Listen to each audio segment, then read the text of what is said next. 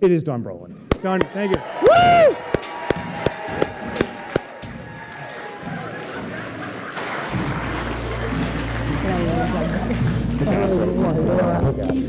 Yeah!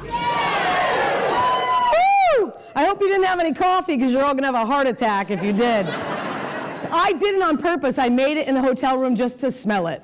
But that was about as far as I went. Anyway, I'm so honored to be back here with all of you guys, all you familiar faces. Everybody looks like they were on time. I did a lot of threatening last night.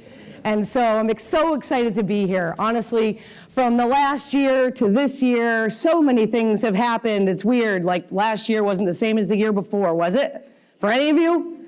No, it's all, you're like on fire, right? Everybody's on fire. Well, I can tell you today, I'm going to be talking about a topic. It's actually a book that I'm in the middle of writing right now. And it is a topic that is going to take whatever you're doing now and move you to the next level. And it's a secret, right? Because every book that comes out has a secret in it, right? So don't worry, I brought my own secret today. And my secret is so powerful that it literally fires me up to a point where I think at some point I'm going to explode as a human. And I'm just gonna be everywhere, dust everywhere.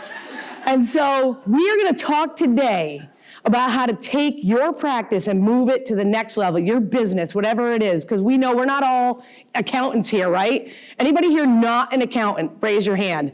I don't blame you. I totally don't. I don't blame you. I got a friend of mine, I don't know if you've heard the Apple podcast, but I was on it the other day, but he's a recovering CPA. That's what his title is. But I have figured out that even CPAs can take their practice and move it to the next level. Any business owner who is in business now can take their business and go to the next level, even if you just started today. And not only in business, but in your family, and in your career, in your life, in your friendships, which is cool. But today we're going to talk about the one thing that I think is missing in America, never mind your business, and it's a designated motivator. Having a designated motivator in your business is going to take you to the next level, because you can be the best at whatever you do. But if you want to grow a successful company, or you want to change the world in a nonprofit organization by whatever your mission is, you have to have a requirement. And I don't know why no one else knows this. Well, I didn't actually until this past spring. But everybody needs a designated motivator. And you say, well, Brolin, why? Why do I need a designated motivator? What is that going to do for me? That's so stupid and corny and a secret, right? It is. It's a secret. Because I don't see a lot of people out there as crazy as I am, or if they are, somebody's stifling them, or whatever, or not listening. Why do you need a designated motivator? You need someone when you get up in the morning, like you feel this morning. Anybody feel pretty good this morning? You feel pretty good? Woo! No, that wasn't good enough. Everybody feel pretty good this morning? Yeah! Man, when you go to work, I want to pick that thing up right now and chuck it. That's how fired up I am. I don't even know what the heck that thing is, but I want at that thing, right? So when you go to work in the morning and you walk in your office, or maybe you're in your pajamas or whatever, bra's optional, but when you go out there, you go out to your office and you're kind of like, all right, here we go. Okay, the phone's already ringing, and oh my goodness, 700 emails since last night because the Pacific Coast stayed awake, whatever the case is. And you're like, just like you reacted now, this is how you react every morning. Come on, is everybody pumped this morning? Yeah. Is that how you feel every morning when you go in? Tricked ya. It was tricky. I'm tricky. That's a song. But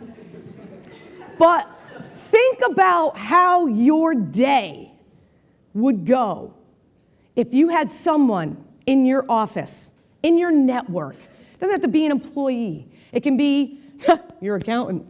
It could be your attorney, because those guys are good at that.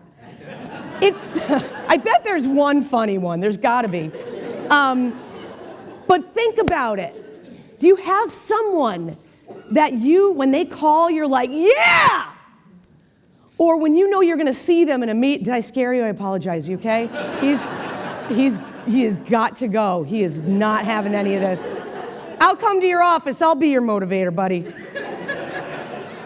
But if you think about it, right? Having a designated motivator, you get into how much more productive do you think you're going to be if you get in that office and you're fired up because somebody else is there that you're fired up to be with? And guess what? You might not be the motivator. You may be the motivator sucker. You may be the one, the motivator's like, here we go again, all right.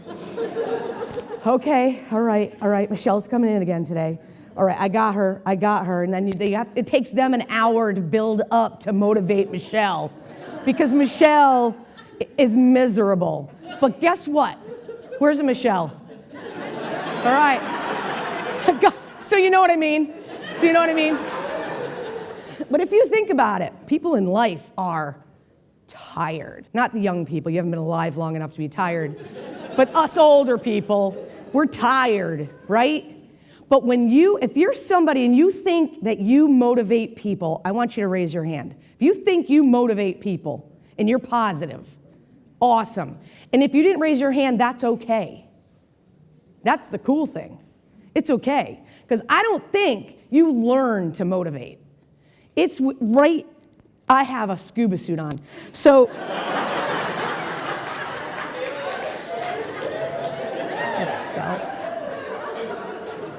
I was going to say inside my soul, but inside my soul, I have the passion to make people smile. I have the passion for when I'm in my office that the people that are around me are having a good day. Do you have a good day every day? That's impossible. But can you have 364 of them? Probably, I do. I'm psychotic. Because I know you guys don't know, I'm very introverted. Very, very introverted. So I want to tell you a story, if you don't mind. I'm going to tell you a story about how I learned about this secret, right? I've always wanted to motivate people. You guys know that. I've been here for a couple of years, and I just love to see the faces, and it fills me up inside with joy to be around people like you. So it's nice not have to be the motivator every time, I'm getting tired. But let me tell you a story about how I realized how important a motivator, designated motivator, is in your life, whether you're in business, whether you're in a medical field. Now, I would hope surgeons have a motivator. You know what I mean? Heart surgery, Brolin. Okay, who's the designated motivator for when you're ready to give up? Where is that person? Right?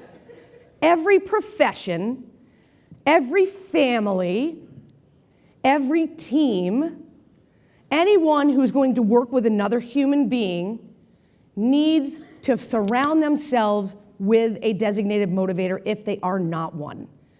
And it's okay if you're not. I believe, my opinion is you're born with it. You're born with an ability to make other people inspired and ready to take their lives or whatever they're doing to the next level. So here's the story. Because I am a lunatic, and I accept that. I own it, I live it, I love it. What you see is what you get, there's no difference. And I decided, since I had, back in my college career, I had a designated motivator, and he was my coach, and some of my teammates. And I wasn't even eligible. I shouldn't even have been on that team. It's ridiculous. But because we worked so hard and we were motivated, we had people motivating us every day to get better. We pushed each other, and it was hardcore. And then in 1990, and I think some of you know this, but we won a national championship. And we're this little team from Willimantic, Connecticut, which it's not. Willimantic, yeah, but it's Windham. I live in Windham, not Willimantic. Let me just say. The historic district. That's where I live. But anyway, this little town from Windham, Division III nobodies who have to pay to go to spring break. Not spring break, let's party. We never got to do that. We went and we crafted and we worked hard. So I remembered back to that and I said, where is that? Where is that? I need to go find that again. I need to go find that so that I can do that for someone else. And I'd been in touch with my former teammate. She'd been coaching this team at Eastern Connecticut for 15 years.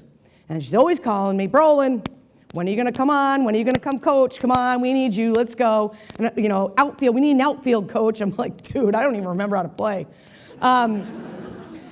Such a different game these days. Don't get hit by the pitch. It hurts really bad. Couple other stories I'll tell you. But anyway, so she said, hey, why don't you come on board? And I'm like, whatever. So they tricked me. And they said, hey, Brolin, why don't you come give out the Anderson Award? My former coach passed away, and every year we give out an Anderson Award based on character. And she said, Brolin, you're going to come give it away. I'm like, okay, cool. So I go, and I present the award, and I'm like, that's cool. And she looks at me. This was like the turning point. She goes, hey, you want to stay in the dugout? And I was like, no way. She's like, yeah. Why don't you stay in the dugout? Now, these kids don't know me from Adam. Like, they just know they don't even know what's going to happen. So, and at the same time, one of my former employees was an assistant coach on the other team. Oh, I love me a good competition. Love me a good competition. So I was in that dugout, and we were down by a couple runs or something. I went over to the bat rack, and I freaking kicked all the bats down. I'm like, wake them up! And the kids are like, holy, coach, help us. And just motivating for that little bit with those 20-year-old kids who are suffering. Anybody here have a 20-year-old kid? How jacked up are they? I decided to have a 20 and 21-year-old because I like torture, okay? But they were just seeing their faces and their expression. I'm like, oh, they're missing something here. Excitement and fun and motivation. That's weird. So last fall, I had a conversation with the coach. I said, all right, Pepin, I'm ready. Let's do this. So needless to say, during tax season, I decided to be a full-time assistant softball coach because why not? Now, that message in and of itself, people, who said I had to sit at the desk for 18 hours and do tax returns? They're not the boss of me, right? And so you know what I did? I was more productive than I've ever been in 20 years. You know why? Because I wanted to go to recess. I wanted to go to practice at 3 o'clock, right? So guess what motivated me? To get my tax returns done so I could go to practice so I could play. Because that's my recess. Some of you do yoga, it's too relaxing. That is not working for me at all, not relaxing. So there is a reason for me to tell you this story. There's a reason. There's somebody in here who needs to hear this story about being motivated and finding yourself a motivator if you aren't one. And even if you are one, you need one too, don't you?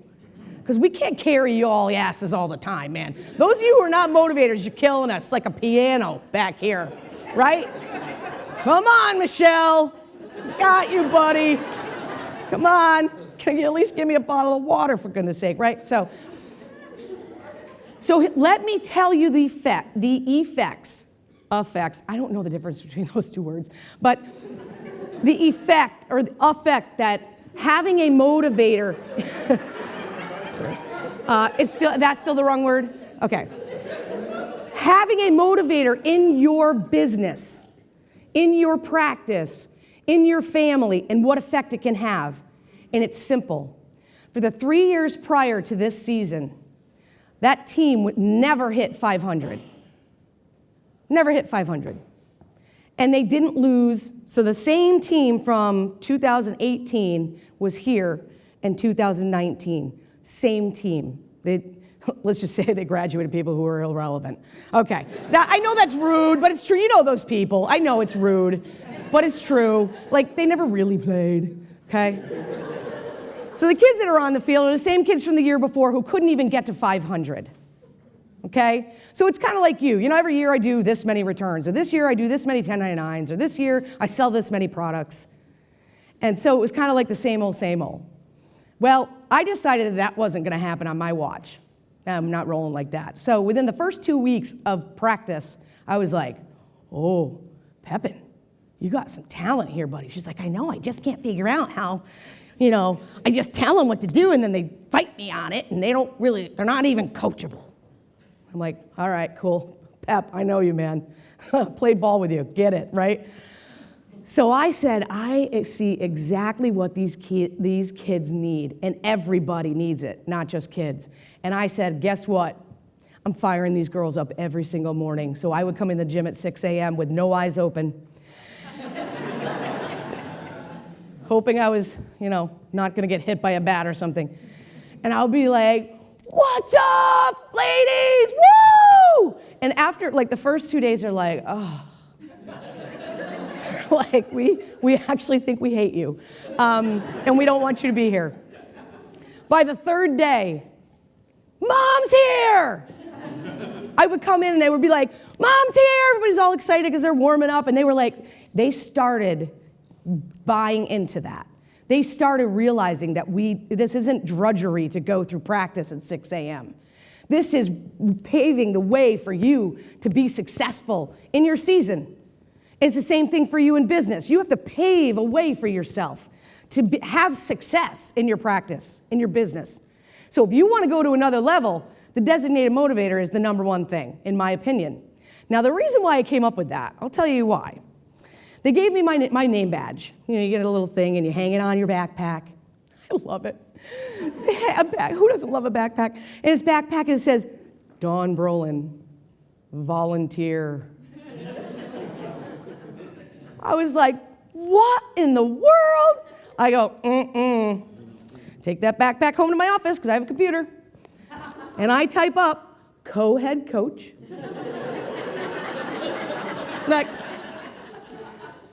Designated motivator. And I taped that sucker right over volunteer. And I went back to practice the next day and I took that bag and I threw it at the coach and I said, that's my title. That's it right here. And the kids are all giggling and laughing and whatever. Because now I call her Puppet Pepin. Don't publish that. Don't publish that. I know, it used to be I got Pepin right here, and then by the end of the season, it was just so easy. I had her in one season. But if you think about it, if you give somebody a name, they take that name, they're like, okay, that's who I am.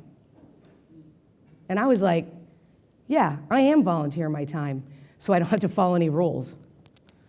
Come on.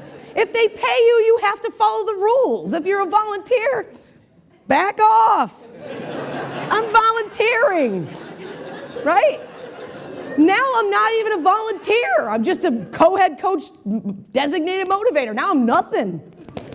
So I don't follow rules anyway, but don't tell the NCAA. That's a whole other problem. Nobody report me. I've not violated any rules. But at that point, I said, okay, I'm going to be who I think this team needs me to be, not who someone told me I need to be. And that's what the difference is. And so we took that team and we went to Florida. And again, these guys had never hit 500 before. And I don't even know if they won more than 5 games ever going down south. We were 7-3 when we left.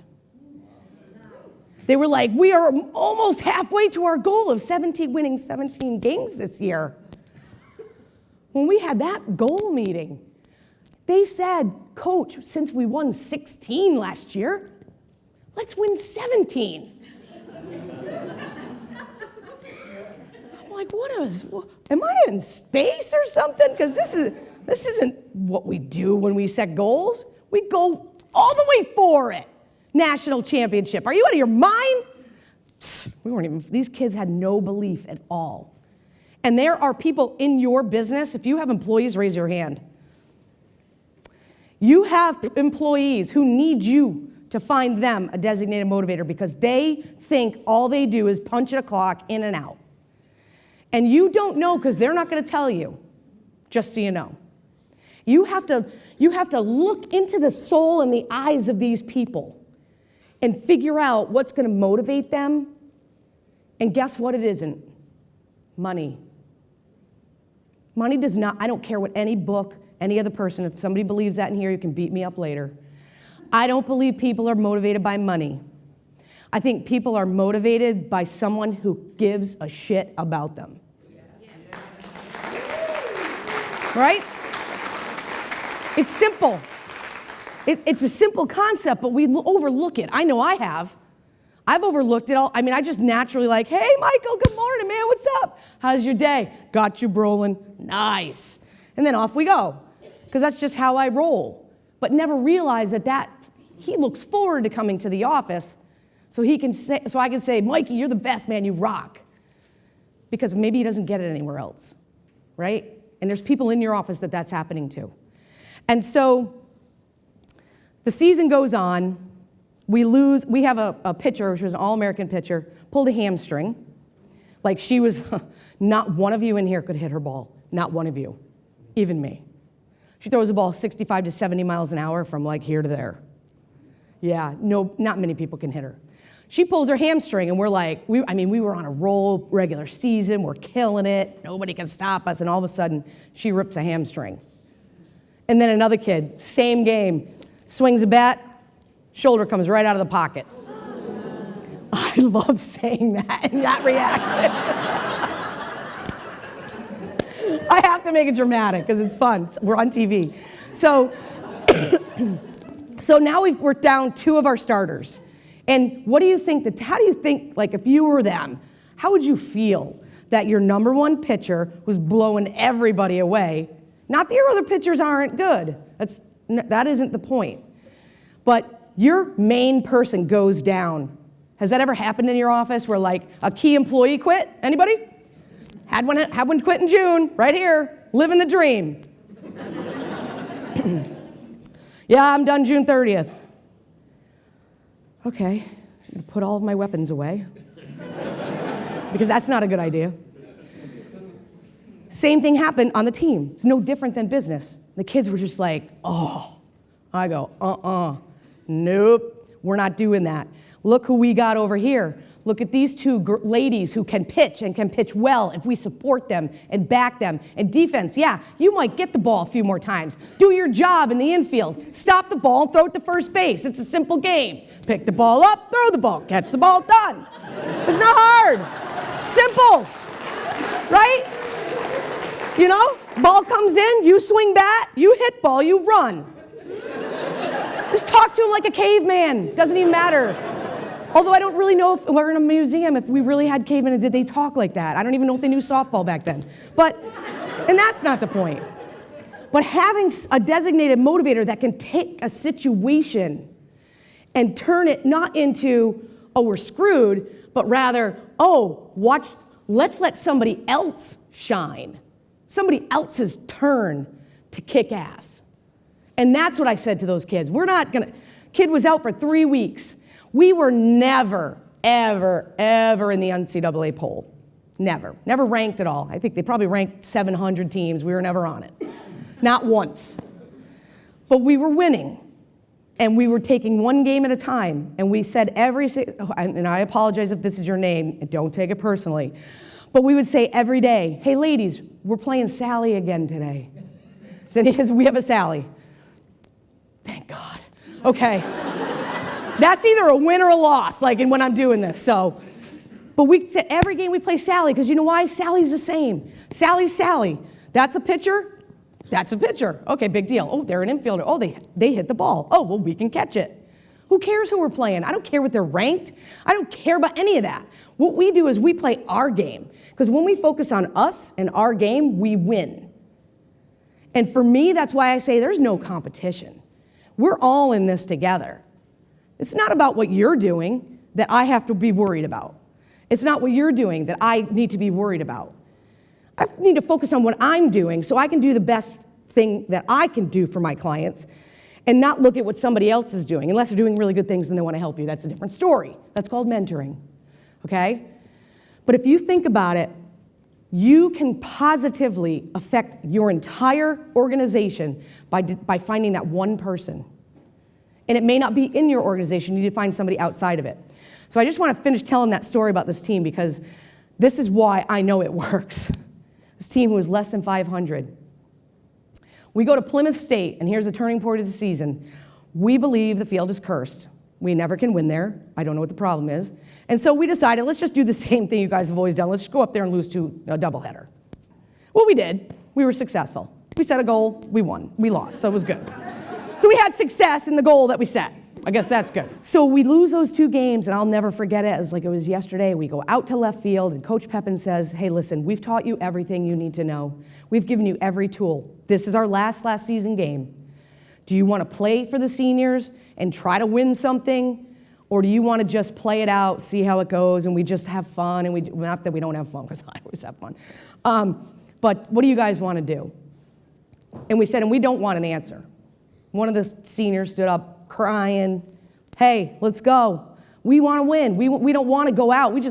Seniors had 3 losing seasons. They didn't want to lose again.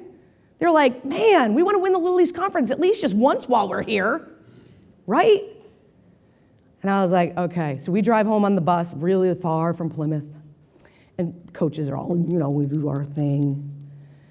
And we just waited to see what happened. And the Little East tournament ended up being, guess where? Plymouth State. So we were going back to Plymouth State where we just lost 8 in a row between the seasons, right? And I said, ladies, and we've got this shoulder separated kid who's had surgery who is gonna hopefully meet us there. Thought that might be a little inspiration. The pitcher's back, she can pitch a little bit. She can't go full time, but she can pitch. So we go back to that field and we went undefeated. We outscored the other teams 20-0.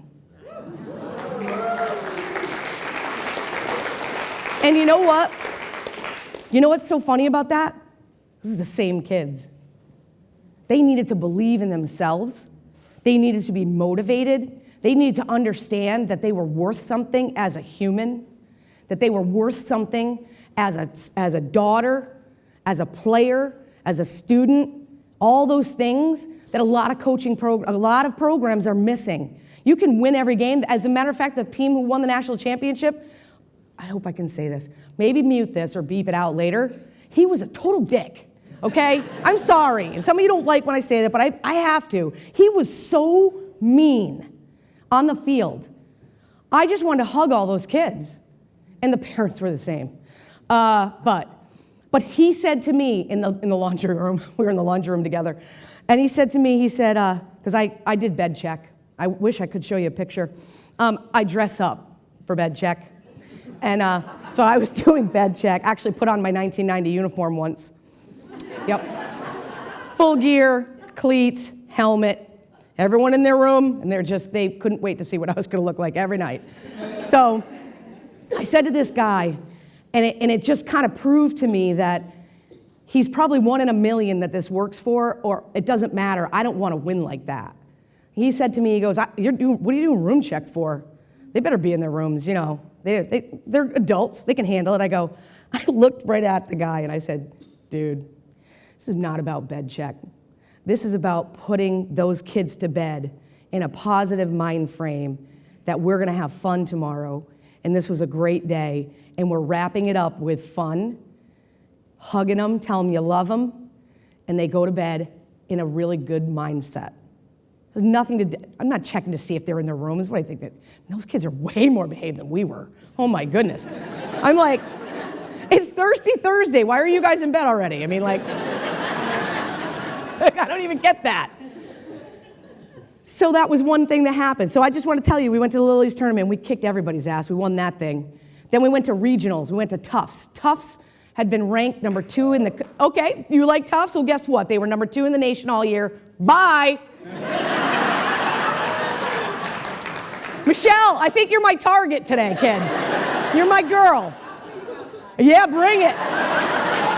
You better bring all these people. All of them.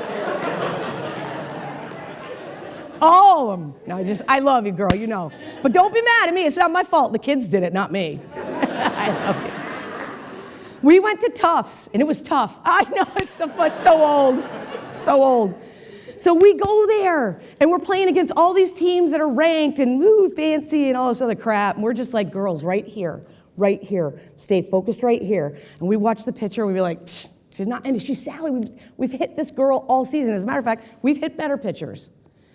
And they were just like, all right, coach, we're buying in. We got you and everything. So we end up winning the regional tournament. So we win at Tufts, we go home, and we're driving on the bus, and we're waiting for Rowan, New Jersey. Anybody from Rowan, New Jersey? No? Good. I'm picking on them next. So these kids won the Little East tournament, which was their goal. Well, first it was to win 17 games. Then it turned into, let's win the Little East Conference. Then we turned into, let's win the regionals. We're here. And the reason why they wanted to win that game, this is what they told us after, because we want to stay together and keep playing. Right?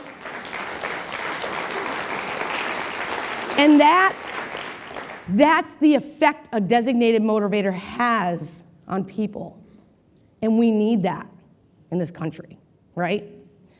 So then we go on to super regionals, they call it, and we're waiting, we're on the bus, we're watching Rowan University, who decides to go into like 13 innings, and we're waiting, all the way home from Tufts, we get back to the school, and we're all like, well, everybody run to their homes and get the live stream on, because we still don't know who we're playing. Because Rowan was dumb enough not to put in a bid to host super regionals. We did. What's up? If you don't think we were cheering for Rowan, you don't even know. At the end of the day, Rowan ended up winning that game, but guess what? They had to come to Clyde Washburn Field and beat us on our home turf. The seniors were ecstatic because they got to play at home one more time, right? That's wicked cool.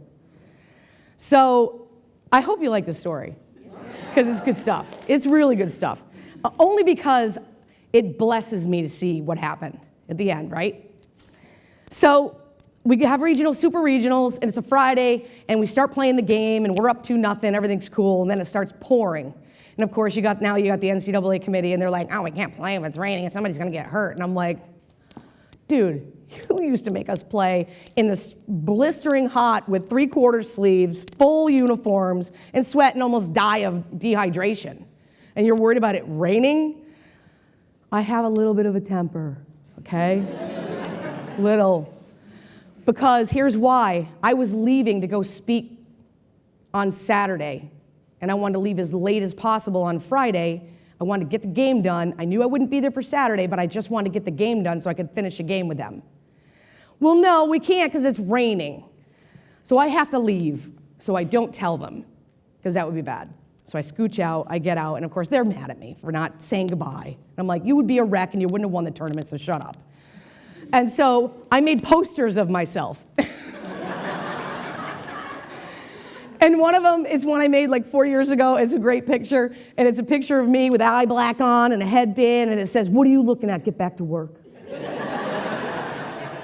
I had it all over the dugout. And so Joe, our manager, he would hold that up. He's like, watch out, she's here, man. You guys know she is somewhere. And that team ended up winning that super regional. They won the whole thing. And they were going back to the NCAA tournament after having 3 losing years.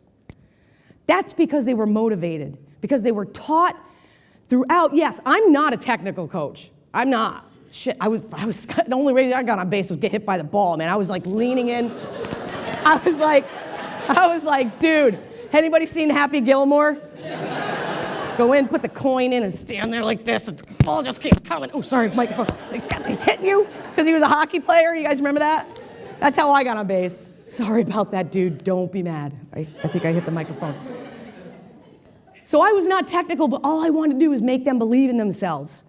So this is no lie. On that Saturday when they won the Super Regionals, I was on a plane, and it was the last inning. And I don't think we were up, we were at bat or something.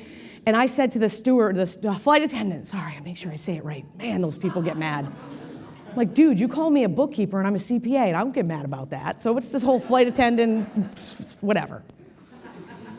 I don't know, it's a whole other speech we'll talk about. So I'm on the tarmac, and I said to the flight attendant, if this plane takes off, I'm gonna be kicking somebody's ass, because there's 1 inning left and I'm watching it, and I know what happens when you get to about 5,000 feet up in the air. I'm not gonna lose that game. And I said, you need to tell the pilot, give me 5 minutes. 5 minutes. This is almost over. 5 minutes. And if they didn't wait, you don't know me. And all the other people are like, why aren't we taking off? I'm watching a game! Shut up! I can only hear so much. The battery only goes up so high, this freaking phone. And it's this big. Right? So we get the final run, we win the game. I go, okay, it's okay to take off now. And as a matter of fact, if you could hurry up because we're having our celebration tonight. Right? But that's what motivation does. Like, think about what your office could be like if you had somebody, a psycho in your office. And if you're the designated motivator, a whole bunch of people raise their hands that they were motivators, right? Well, get the heck out of your own skin, man. Go for it. Who cares if they think you're weird anyway? They do. Why is she so fired up? She doesn't even drink coffee. Imagine. So I just want to finish the story because it's an amazing finish to the season. And it's absolutely 100% proof that I'm right. Are you supposed to say that? It's cool, right? That guy is hot. Is he not?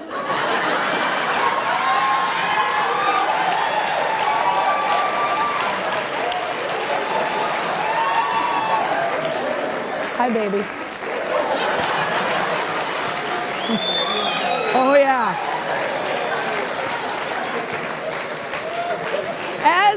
As Edwin knows, where's Edwin? Edwin, where are you, buddy? Edwin knows. Everyone should know this about their partner, their spouse, whatever. It doesn't matter who warms up the car as long as they get to drive. Yeah, it's a thing. That's a thing. So, it's true. It's really true. So you all know it. You all know it. Listen, I'm just window shopping. I'm not buying anything, okay? Worry about that. So anyway, this is so fun. Who even cares what I'm talking about? I don't. Mike, can I come back next year, please? So here's what happens. We go to Texas. We're going to Texas. And the kids are like, oh my goodness, we're on the bus. We're going to Texas. And then they're on the plane like, oh my goodness, we're going to Texas. We're going to Tyler, Texas. And I'm thinking, it's hot as balls there.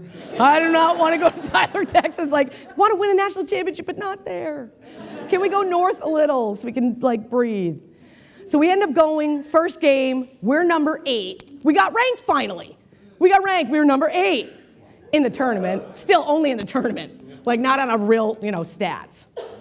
Because that happens at the end. So we go, first game on a Thursday. We're playing number 1, and we beat them. You know why we beat them? Because they came in there like, we're number 1, we've been number 1 all season, and we're the best people ever. And we don't even know who you are. And I said, and we don't care who you are. Because we're here to kick your ass. Every one of y'all. Okay? Like, I'm from Texas. Okay, so I'm in Texas. I got to do the Texas thing. Like Brooke, she lost her twang, but that's all right. It's not her fault, wherever she is. So we get there. We beat that first game. Next game, we lose by 1 run. And we should not have lost that game. It ended up being the one who won the national championship. It doesn't matter. Saturday comes. Now we got to win out. Now we just got to suck it up and win, win, win, win, win. So now we're going to play the number 2 team. We beat them and sent them home. So they were already in a loser's bracket with us. We beat them. They went home. And everyone's like, who are these people? And we're positive, and we're cheering, and we're hugging each other, and we're pumped. Everything's awesome. Whether we make an error, we don't care. We're at the national tournament. They even when they announce the kids, they have a big screen, like in Major League Baseball, and they put their faces up there with their numbers, and our kids were like, and number 2, Sarah Piscinelli. And she's like, wow.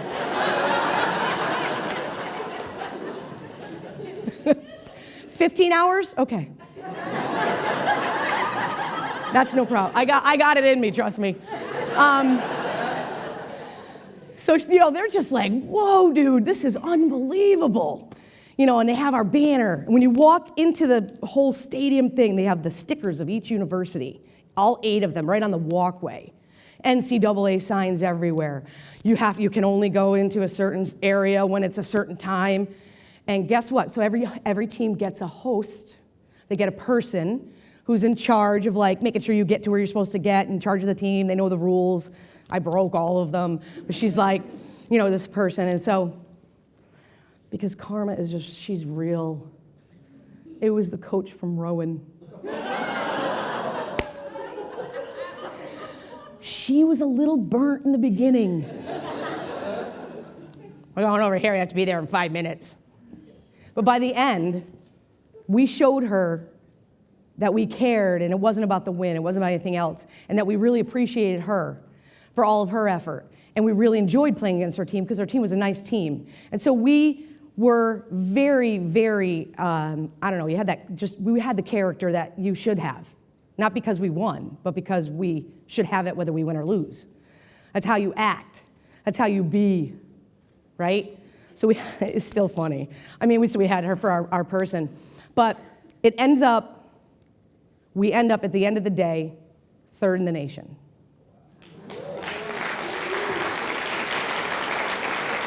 And that's for those kids. This is where I start crying, which I don't cry ever. Peterson, you know I'm a hard soul. But we had 25 beautiful girls who never before believed in themselves. They couldn't have, because they were the same kids as the year before. They needed somebody to lift them up and teach them why they were playing softball. It wasn't because of the game. It was because of the girl next to you who's going to be your maid of honor. Or it's the girl next to you that you never know what might happen to her. I had a kid on my soccer team whose father shot and killed her after we graduated. And that's just life, kids. I'm not telling you that because I want to depress you. I'm telling you that because appreciate where you are now. And our theme on the team was win. Guess what you think that means? Win games, right? Nope. Everyone else thought that's what it meant. What's important now? And we walk over the win board every game. We don't start a game, we don't start a practice without going to the win board because we have to stay in a mind frame of what's important now. And what's important now may be somebody in your office who's having struggles at home and you've never even talked to them about their personal life, not that you have to. Say, hey, I see this person on my team that's struggling. My team, meaning my office team, or my home team. And you make a decision that you're going to go and motivate those people to change their lives. And I'm going to finish with one thing because I hope it impacts you and that you take this designated motivator thing wicked seriously. Because there's one kid on the team, I can't mention her name, but she was a middle school kid in Sandy Hook when that shooting went down. So, I'm officially her mommy, which is cool. I love when she calls me that. It makes me feel really nice. But that kid was the one who hit the game winner at the Little East tournament. That kid struggles to get up every day. That kid struggles to go to a classroom every day. And you know what? I'm not going to let her fail because of somebody else's actions. And at the end of the day, motivating each one of those kids had shit. And everybody does. I got shit. Do you got shit? I got a lot of shit. So being a designated motivator and putting yourself aside, I found that being a designated motivator and changing these kids' lives in any way I could, and everyone's like, oh, it's because of you, Coach Brolin, we won because of you. I go, no, we won because those kids finally believed in themselves and decided to be a unit and win this game as a team. And I don't care if all you're doing is shagging balls. You're not just shagging balls. You're helping that other player get better. So helping people understand their role, whatever their role is, that it's important and that they matter. That's why money doesn't motivate people. I don't care about money. I care about helping other people be successful. And right now my mission is to make sure that kid stays in school, and she keeps playing ball, and that she has a successful life. Because that one's not going to go down. So you find out whoever you have on your team that is a designated motivator. And if you don't have one, find one because your team needs it. Whether you like it or not, I don't care. I don't work for you. No, I'm just kidding. I'm just kidding. But that's what I would ask of you, that you take what I'm telling you to be true and to do something different today than you did yesterday, and to take every person that comes up here and talks to you, that they're giving to you 100%, like I'm sweating like a monster right now. I have a scuba suit on, like I said, but take everything they give you. Mike gives from his heart. That's why we're brother and sister, but we do make out sometimes. So that's a little weird. But that's that car thing, my man. So I'll be expecting some warm up, if you know what I mean, before I go home. I don't even have an HR department, so I don't care. Even if I did, I wouldn't listen. So I want you to know that everybody that has been here is here to fill you up so that you can go and fill someone else up. And if you don't have someone in your office that does that, or on your team, make sure your surgeon does, right? But go out there and make a difference and find your designated motivator. And if you are one and you're not doing that for your team, shame on you. Because they're missing out. Your team's missing out on you and your joy that you bring them. So can we all agree that we're going to go out there and just kick some ass? Yeah. Good. Thank you. Oh, I love you. Oh, that's so sweet. I guess I did all right. I love you, buddy. I love you. I love you.